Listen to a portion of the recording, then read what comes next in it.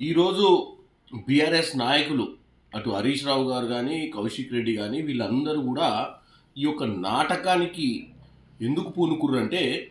రాష్ట్రంలో సంవత్సరంలో జరిగినటువంటి కార్యక్రమాల మీద రేవంత్ రెడ్డి గారు ప్రతి జిల్లాకు వెళ్ళి అక్కడ జరిగినటువంటి కార్యక్రమాల ప్రదోత్సవాలు చేస్తుంటే వీళ్ళు ఓర్వలేక ఇక్కడ ఇందిరమ్మ ఇల్లులు కూడా పంచే ప్రయత్నం చేస్తుంటే ఈరోజు ప్రజలను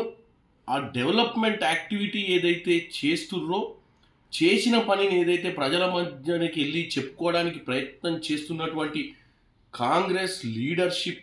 ప్రయత్నాన్ని విఫలం చేయడానికే ఇదంతా కూడా నాటకం చేస్తున్నారు. ఎందుకంటే మీడియాను డైవర్ట్ చేయాలని మీడియా అటెన్షన్ కేవలం ఈ అరెస్ట్లకు ఈ గొడవలకు తావు తీయాలని చెప్పి వీళ్ళంతా వీళ్ళే పోయి పోలీస్ స్టేషన్లలో కేసులు పెట్టుడు, వీళ్ళంతా వీళ్ళే పోయి పోలీసు వాళ్ళని కూడా దూషించుడు,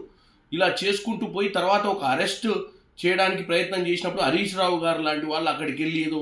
ఆపే ప్రయత్నం చేయడమో లేకపోతే కౌశిక్ రెడ్డి ఇంటి దగ్గరికి వెళ్ళి ఈ యొక్క హంగామా చేయడం వల్ల రాష్ట్రంలో మీడియా అంతా కూడా ప్రభుత్వం చేసే కార్యక్రమాల వైపు కాకుండా వీళ్ళు చేసే వీధి నాటకాల వైపు చూపించాలన్న ఉద్దేశంతో ఈరోజు ఇదంతా కూడా తెరలేపడం జరిగింది. ప్రజలు అర్థం చేసుకోవాలి, కాంగ్రెస్ పాలనలో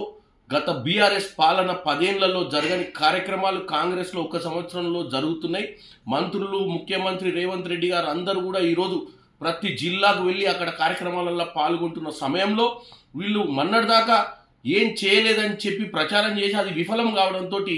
ఇలాంటి చిల్లర వల్లర నాటకాలను తెరెత్తారని తెలియజేస్తున్నాను. అసలైన తొలి వెలుగు. ఫాలో వాట్సాప్ @తొలి వెలుగు official.